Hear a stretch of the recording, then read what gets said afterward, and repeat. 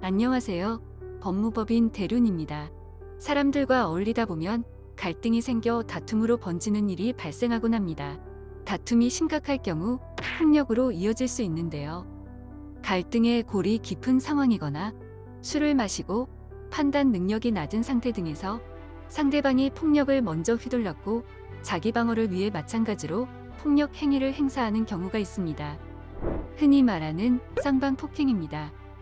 본 사건은 초기 수사 단계에서부터 어떻게 대처하느냐가 굉장히 중요합니다. 만일 쌍방의 폭행이 인정되는 상황에서 상대보다 더욱 무거운 형벌이 내려진다면 억울할 수밖에 없습니다.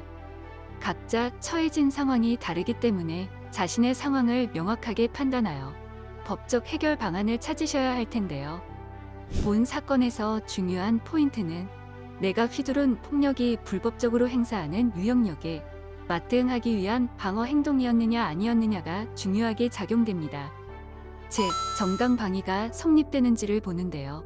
정당방위의 성립 여부는 첫째, 본인 또는 타인의 법익을 방어하기 위한 행위였는가, 둘째, 현재의 부당함 침해에 대한 행위였는가, 셋째, 자기 방어를 한 행동에 대해 타당한 이유가 있는가를 살펴보고 성립 여부를 판단하고 있습니다.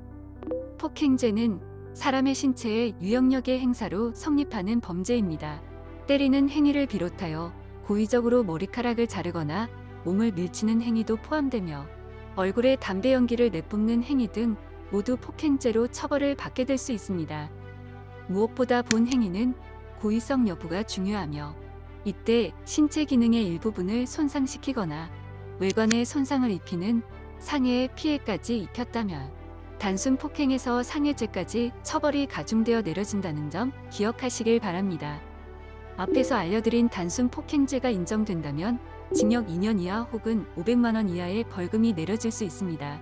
만일 위험한 물건을 휴대하거나 다수 또는 다중의 위력을 행사하여 특수폭행죄가 인정되는 경우 5년 이하의 징역형 혹은 1천만 원 이하의 벌금 선고가 내려집니다. 또한 10년 이하의 자격정지가 내려질 수 있습니다.